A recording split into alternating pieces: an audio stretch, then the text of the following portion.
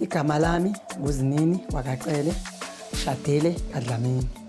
Mina ngizalelwe enkulu phansi kwenkosi uCele. Ngaganela khona futhi. Ngaba nalomuntu wami wakwaDlamini wabuya ngizeka. Ngashada futhi kahle nje ngisho nomshado wesiZulu. Kwaze kwaba ke ubaba wakwami yangishiya.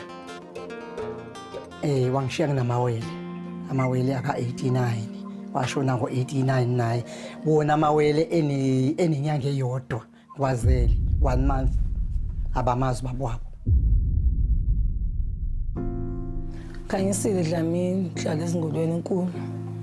Ngikhulelela ezingolweni. Umsebenzi umsebenzi wasemzini nabantu. Awukho omningi engiwusebenza ngaphandle kwawo.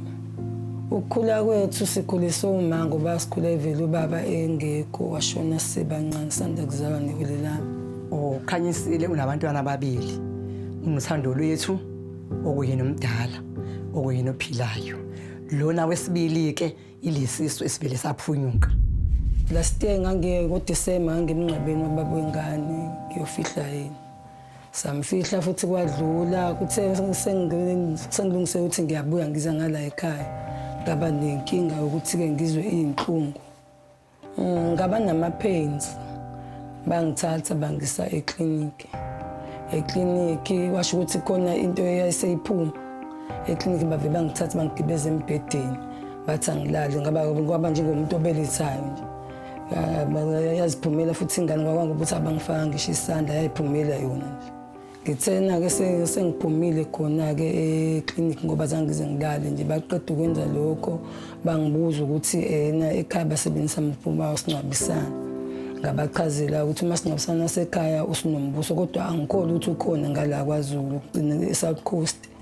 Awukho ngala bese bathi wena lupho olusizo ongalukhuza esingakusiza ngathi mina angazi ngikwazi ukuthi angana nokuthi nami lengane ngizohamba nayo kanjani ngoba umhlaba ukude. Kwasho ukuthi kushaya isikhathi ukuthi nami fanele ngibuye ngize ngala ekhaya.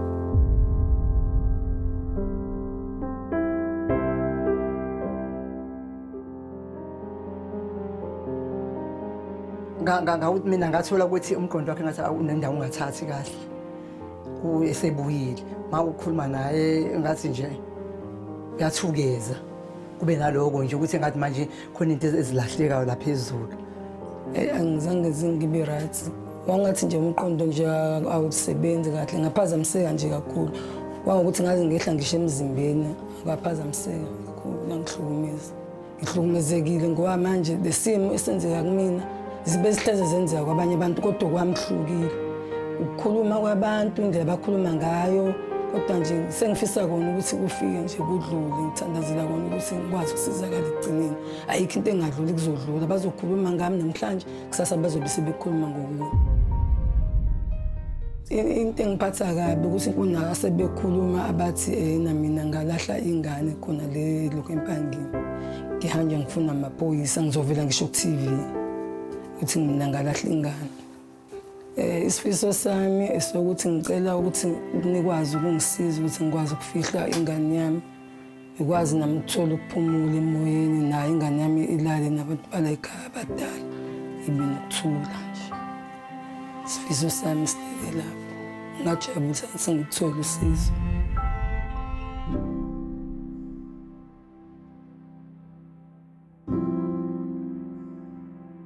Incwadi esuka kuGogo Maqele sifumene sayifunda. Sifike sigalelekile ezingolweni ePort Shepstone. Sizodibana nabo sizova kubo ukuba imeko ihamba kanjani kwaye bona baqhubha kanjani. Nikhumbule ukuba our mission is to lay your loved ones to rest with dignity. Amandla sinawo, icebo likuninceda. Masambeni.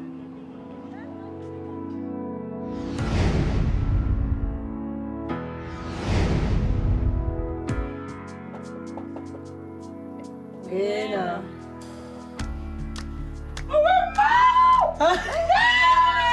Sanibonani endlini.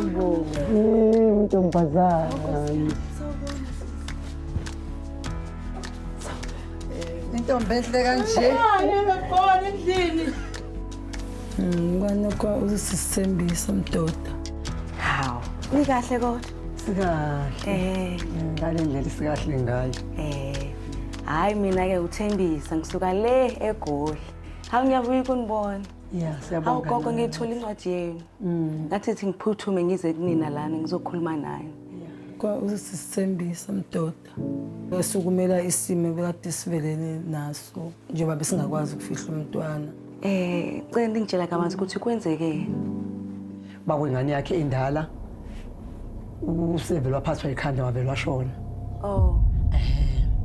Usho ukuthi maye lapho ngalo sidumo leso ekuphuthuma kuvuka izinto naye kuyena kusho ukuthi ayithuki ngoba phela akagulanga asange sizwe ukuthi uyagula umfana ngale ukuze kwava nje aseshonile. Utheni na uphathwe ikhanda sekushona manje ubaba wengane liyayana tsheleke imali mina komashonisa ngathi ngane yami uzihamba wedwa uye enseleni yongcwaba baba wengane yakho futhi ke ngibambe ngiyeka abese yakwazi ukugibela ke ayihambe ayile kangakwazi ukumphelezela ngoba ngingenawo mina manje ukuthi ngimphelezele ngazama imizamo ukuthi ngizamele yena ukuthi bagibele yena ayongcwaba baba wengane yakhe. Usho ukuthi ke mhlambe makufike lapha usho ukuthi ngokuthuka nokubalisa nokuthi ngikhulelwe phela futhi ngikhulelwe nje nalesi sengisikhulelwe uyabaleka umnikazi waso. Oh.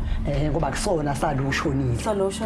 Lo shonile ethathe ingane yakhe endala ngoba ingaphilanga. Imparalyze imlenze izandla singasebenzi. Eyayino 13 years ngaleso sikhathi. Futhi ayithathe kithi uyoyisiza. Ubaba wengane uyabona uyazazi ingane zethu ke. Baba wengane wahlangana naye wahlangana khona eThekwini. Akakwazi nakuba kwalo umfana. Wahlala isisu. Mase umuntu umtshela ukuthi nasisiso asahlangana nalo siyabala ubalekela kude akasaziwa size siphume nje vele une stress sokuthi ngimithi ubaba wengane wanganginaka. Iniphatha kanjani lonto le njengomndeni? Yabakuhlungu kakhulu awukuthi nobuthongo ngathi kona kwakusathane ukuthi lona azashona yena ushoniswa yini kuze kuyokwenzeka lento yenzeke lena yena lo shoniswa yini naye engagulanga. Ngoba phela lento mangabe yayizokwenzekela ekhaya. Manje yenzeke ezintabeni zakwabanye abantu uye ngesinye isidumo sekuvele esinye isidumo kwavele nje ngangalali namanje mina ngakakhululeki usuku nje ngiyazilalela ngiqwashe nje ngisihlalela ngiyabalisa into yakenzeka kabani le lobuhlungu obungaka kwakwenzeka kabani ukuthonga buhle ngingena lutho thonga bukho ngiyazibuza nginalutho phela mina wethuswa ungaguli kwebaba wengane yakhe plus nalento ayicabangayo kuba ubaba wengane ebalekile saphila isisu yayingekho inkinga izintandane esijwayele ukuthi sizigulise zikhulu wavela wahlaba wahamba ngazo zombili nyawo. I can understand ukuthi inzima kakhulu into kuwena Khanyisa ukuthi uqhubeka kanjani everyday angazi swami angazi wanami ngilala zama nje uyiqinisa kodwa ubuye lento kusena sis bake kwenzekani aba yini ngathi uyakhala athinga wena uzizwa kanjani ngale ndaba uyabona nje into yenzeka ngoba lakhe phela mama wena welakhe inhliziyo yakhe buhlungu kuyafana khuluma nawe ubuhlungu sisi ngoba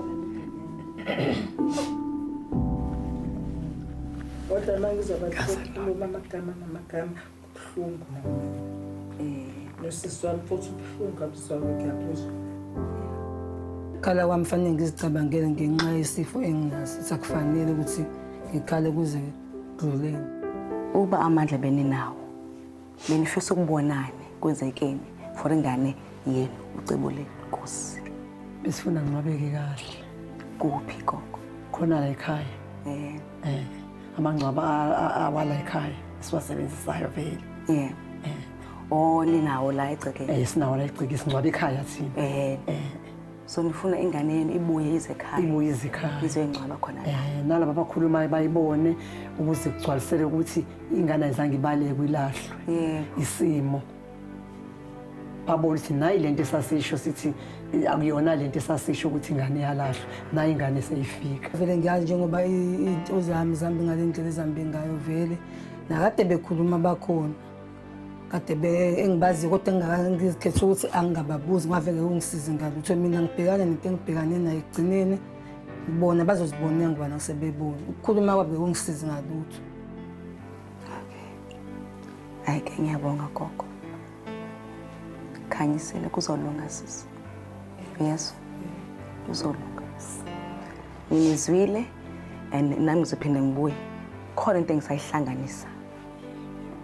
Ngizobuya ngizokuphinda ngikhulume naye. Ngizonishiya khona manje ne. Bengicela ukuthi sikhuleke phambi ukuthi ngihambe. Yo. Ngikhalela. Gogo. Sikhuleke. Yeah. Baba emagameni amathathu ukuyisene nantodana nikamoya ingcwele. Baba uNkulunkulu ingcwele intambama nkoseleyo. Ndivuya kakhulu basikwazile ukufika apha sithethe nolusapho sibone into ebehleleyo. Uyayibona ba ibhlungu kakhulu. Ndibona ugogo exhasa abantwana bakhe abathwele ngamagxa. Kodwa ndiyeva xa ndithetha nabo that the spirit of ucebo lwenkosi lukhona and luyabalwela from lo ndawo aleli kuyo. We can now finally take him and bring him back home apha azolala khona okuthula. I think namhlanje bazolala ukuzola beyazi bangomso there's more hope to come.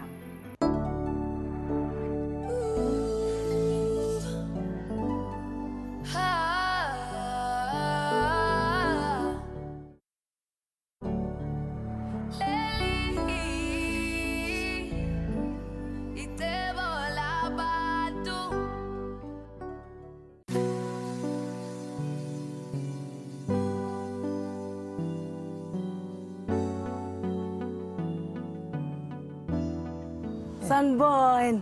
Yebo. Ninjani? Siyaphila njani? Siyaphila nathi. Awukuze hayibo. Thatha. Sabona gogo wami. Sabona sisi. Yebo. Usemuhle. Molo sithando sami molo manje.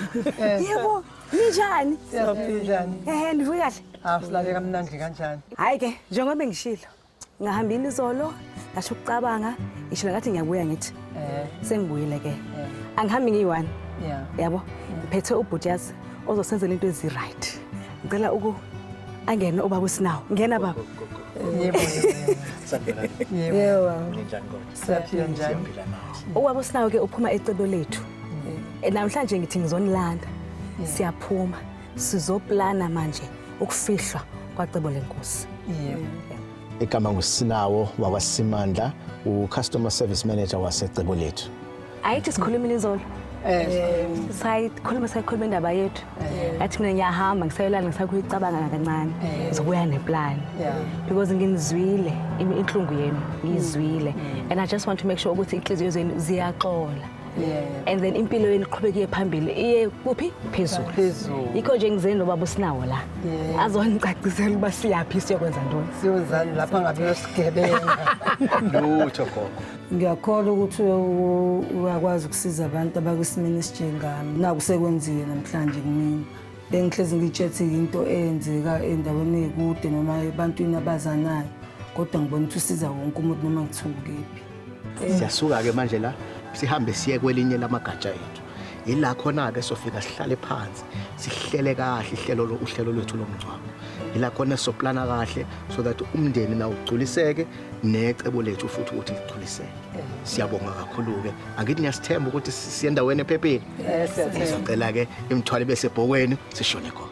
Ngathuka phela masekuthiwa kwamanje ingabe kuthiwa mhlawumbe sihamba kusasa sekube kuthiwe manje awu washesha kangaka manje futhi nelanga ngiyela bothi lishonile. Yini manje ukuthi sihambe manje kanti yini lesesiyiphuthuma ilanga lishonile kanti labantu agodukile kanti Singahamba. He. Singahamba. Shukumani. Usike kwathini? Hayiba. Siyasuka manje siye branchini la khona sihlala phansi sidiscuss uhlelo lomngcwabo nomndeni. La khona sokhetha khona imenya abazoyisebenzisa for umngcwabo, la khona bazokhetha khona ibhokisi nakho konke okunye okuhlangene nomngcwabo ola ekhaya.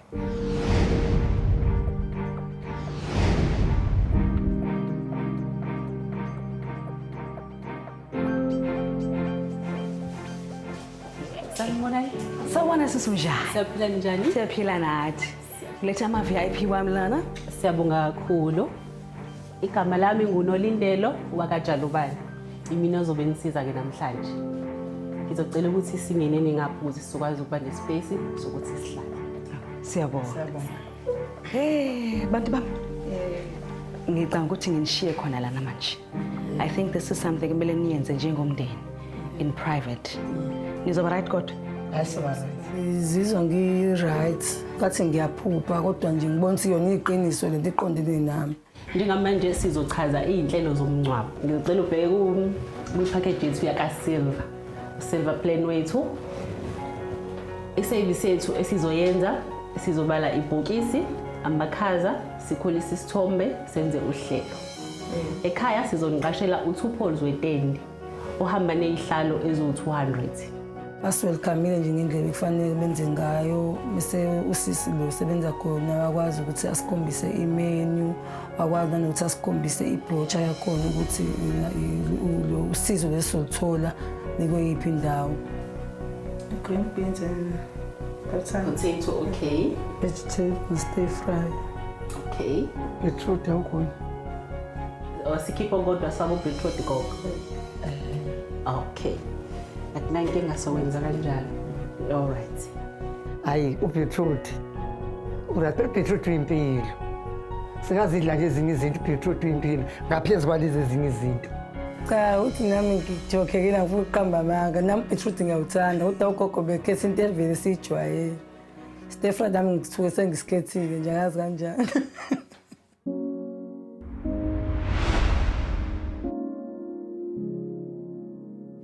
Okay, ishowroom yethu le ime kanje. Nanti ibhokisi elizolisebenzisa ngoba umntwana wethu uncane, ibhokisi elizolisebenzisa ileli eliphezulu. Silibiza ngokuthi i-baby casket. Lifika limbala ehlukile. Ilo mbalo nje siyakwazi ukuthi silishintshe libe mhlophe, siyakwazi ukuthi silishintshe libe maroon. Kuya ngawo ukuthi uthanda muphi umbala. Ibhokisi silibonile. Namhlanje sithathe ngokuthi siyomgeza. Kuyakusho njalo.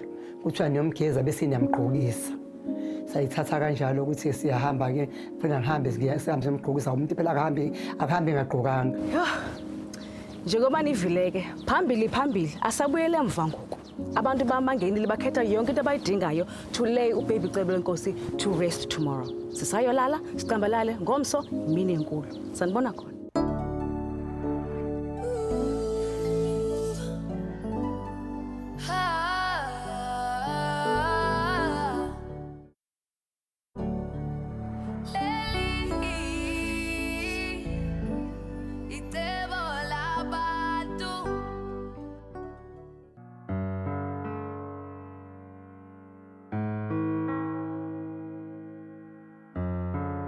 Sizizwa sijabule kakhulu ke namhlanje.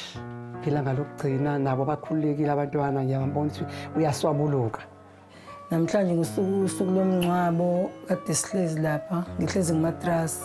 Sikhuluma nobaba lo akaCebo lethu echaza ukuthi kufanele kube khona ama2 member azolukuza azohamba naye akwazi ukuya emakhazeni khona izokwazi ukuthi afike agqokise umntwana ngendlela esifisa ukuthi agqoke ngayo.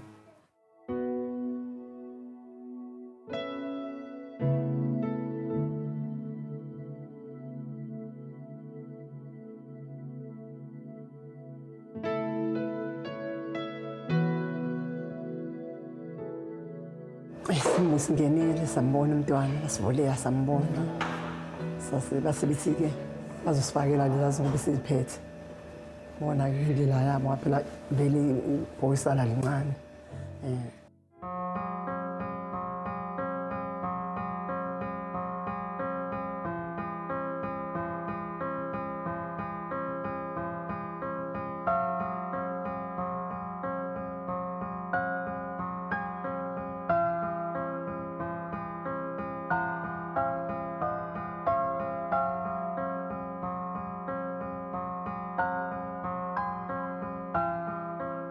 Ngathi ngene ibhokisi ngizizwe ngibhlungu kakhulu ngifuna uqamba amanga kodwa ngathi ukuyithuba ngoba inyembezi zingifikele la imoto isangena iphuma eHarding.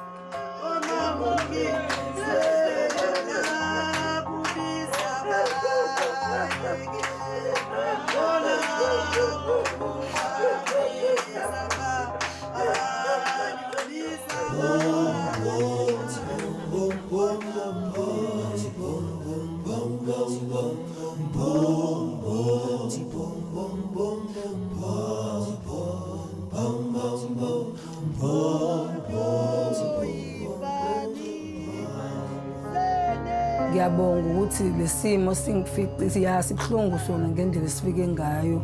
Ziningi izimo engihlangabezane nazo engizikhulunywa abantu kodwa ngiyinto engibongayo. Ngibonga kukuhle kukubi kodwa ngibonga ukuthi ekugcineni ngikwazile ukuthi ngidecide ukuthi ngikwazi ukuthi ngike utshwala. Ngikwazi ukufeyisana inkinga yami ngisoba ngoba utshwala bengeke ngibuyisele ngalokho.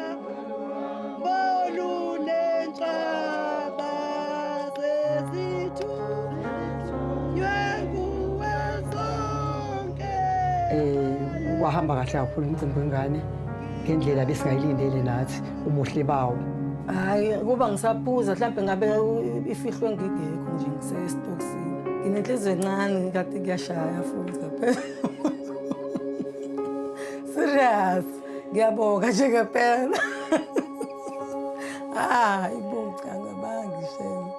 Thato Nila. Alright. Yambeka la. Okay. Kanti Nila. Ngizobathi ukuthi efridge. Isini? Manje nisifihleleni la. Kodwa ni right kodwa bathu. Konke Ukuhambe kahle. Yini hambe kahle kanitshela. ube mhle nje umfihlo wengane. Yebo. Kakhulu ngathi ngcwatshwa inkosi. Inkosi vele nje gogo. Inkosi ngempela futhi. Hey, owami nje ndiye ube ngane. Manje siqeda ukuya kufihla umntwana endaweni yakhe yokugcina. Kuhambe kahle kakhulu, akho lutho olusolisayo. Kuhambe ngendlela ebengifisa ngayo. Manje mase ngicabanga manje sesiyenzile konke lokho. Imfihlile. Laba abantu babekhuluma izinto ezibhedayo. Abazi manje bazothini? Bazothini? Sebesele umgodi manje ukuthi ngathi bangaqasha. Ngoba phela bakhuluma kuqala. Abanye babo bakhona khona ngisho bebefuna ukuthi bazobona ngempela ukuthi awu. Ngempela. So bebafika la. Befuna ukuzozibonela ukuthi awu. Kuba lo muntu oyesikiphile nje isisu sesivelaphi manje. Nalaba sebetsheliwe lawo manga lawo ukuthi ingane yalahlwa bayamangala manje awu kanti labantu babekhuluma lento beyithathaphi bakhona bathi sihleli la Iya. Ngoba ekugcineni bengizoqhubeka ngiphuza utshwala ngithi ngisusa istress egcineni sengigcina sengingena emacaleni ngumuntu onenhliziyo encane ngibengakuthanda ukukhuluma akekho umuntu ongangacikeka makuthiwa uke simene esikanje kodwa abantu bakutshele into eningi mhlawumbe ingane uyilahlile noma ufuna amaphoyisa nje uhambe ekhuluma. Ngibonga lokho nje ukuthi ukuhamba komntana wami ngona kuwenzile umehluko empilweni yami. Ngenani baba Sinawo.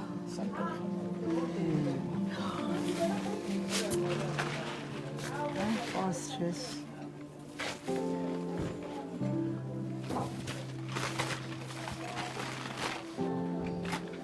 Sithi inkosi ihlale nani.